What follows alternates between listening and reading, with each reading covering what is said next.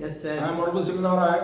तो पूरी एनर्जी के साथ आप लोग मुझे कोऑपरेट करेंगे और इस छोटे से सेशन में हम लोग अपने डिस्कशन को आगे बढ़ाएंगे और आधे घंटे में हम केवल 3 बात सीखेंगे।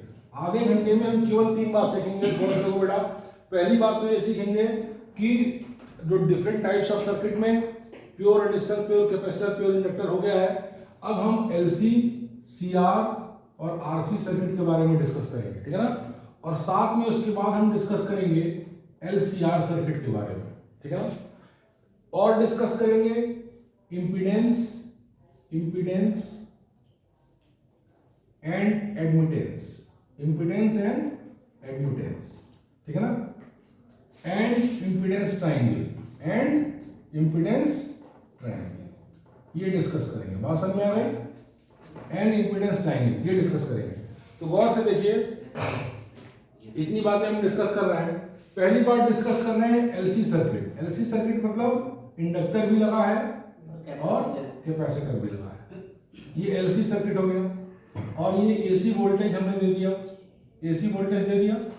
बात समझ में आ गई? तो ये आपका एलसी सर्किट हो गया।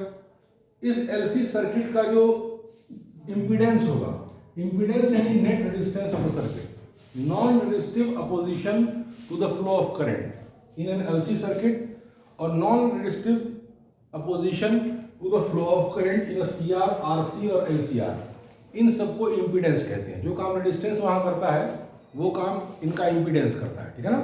तो इंपीडेंस को Z से डिनोट करते हैं। अगर आपकी एलसी सर्किट है तो इंपीडेंस कितना हो जाएगा बताइए? इंपीडेंस कितना हो जाएगा? XC प्लस XL नहीं, इंपीडेंस हो जाएगा आपका, हाँ,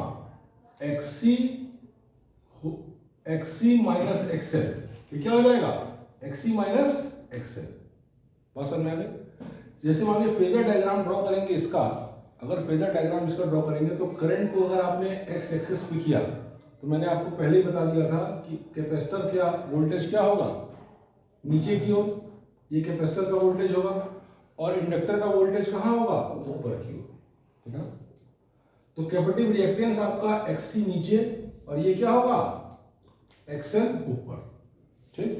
तो अगर इंडक्टिव अगर एलसी सर्किट है यानी इंडक्टर और कैपेसिटर लगा है तो उस केस में जो इंपीडेंस होगा वो mod of XC minus XL होगा।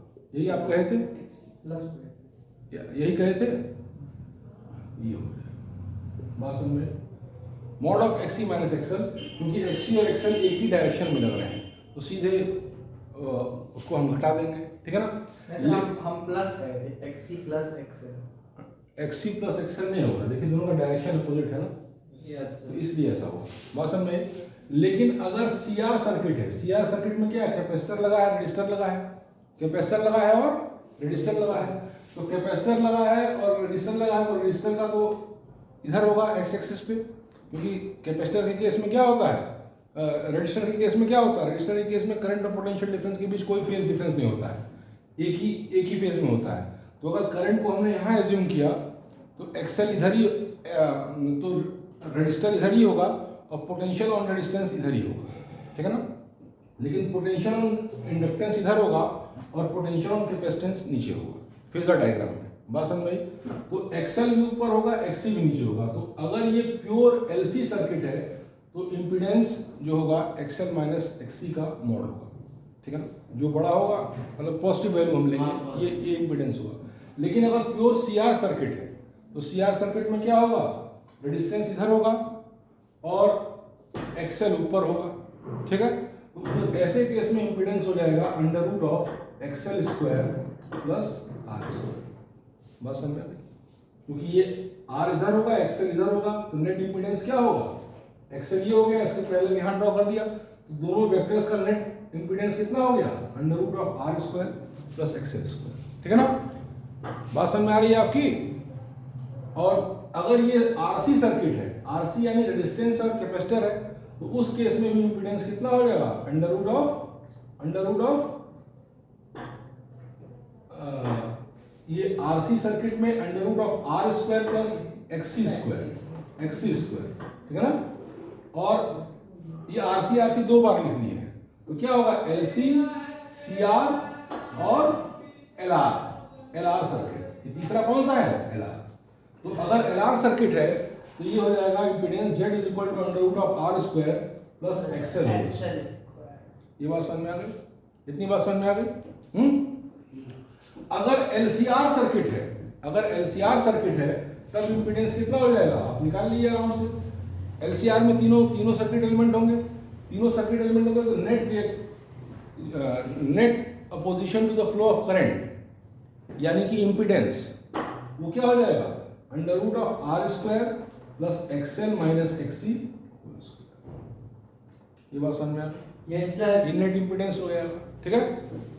तो अब आप अगली बात देखिए, इतनी बात हो गई तो उसको चाहिए तो नोट कर लिए, मैं मिटा देता हूँ।